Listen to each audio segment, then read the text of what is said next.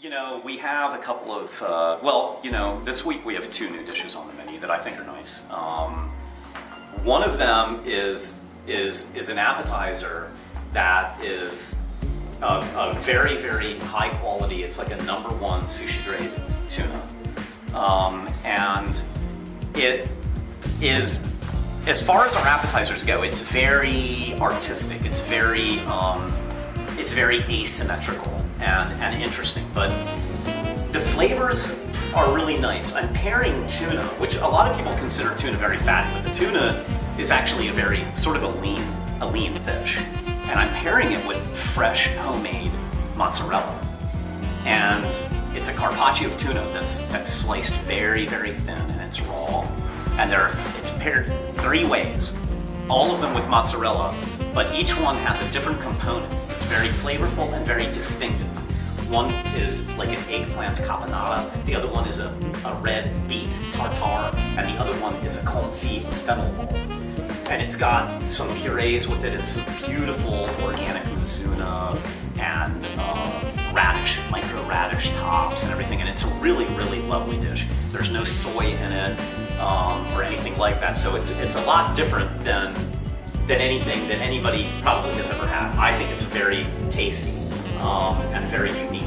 I'm also doing a new main course that I really am very excited about. It is very cool.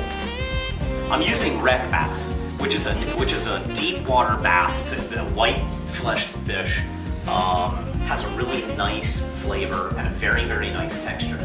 And basically, I had the idea of a bouillabaisse. Everybody knows what a bouillabaisse is, but bouillabaisse is actually very rich, and it's actually very heavy if it's made correctly. A real bouillabaisse is a very, very rich dish. So I wanted the idea of bouillabaisse, but I wanted to lighten it up and make it more modern.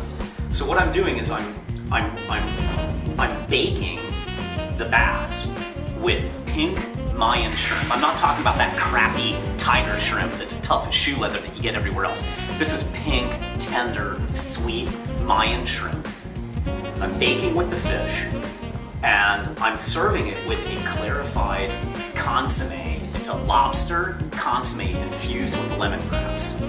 And then I have homemade agnolottis, which are stuffed with a tomato confit. And then floating on the surface at the very last second is a little bit of a curry emulsion, which sort of gives you the idea of what a roux is. Normally a bouillabaisse is served with a roux, which is almost like an aioli that's made from the scum and the fat that floats to the surface when you are making a true French bouillabaisse. So this is sort of a lighter, more modern version of it.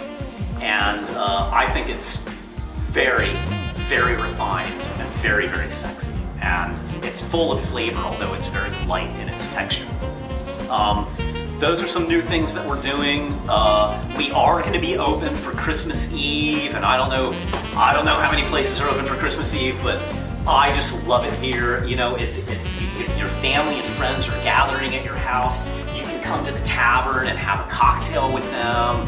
I'm open every single year for Christmas Eve, and we usually have all of these people who grew up here. You know, their parents are older, but they all went to college and graduated and got married and live elsewhere, and they're all coming to visit. So it's like a high school reunion here of 30-somethings, you know, and every year, and it's a lot of fun. People just gather with friends they haven't seen all year, and it's usually very, very nice. So I hope that everybody comes out. And then don't forget about New Year's Eve, because we are filling up fast. We already have 75 reservations. We're gonna max out and be turning people away. So if you want to come in for New Year's Eve, you better make a reservation soon.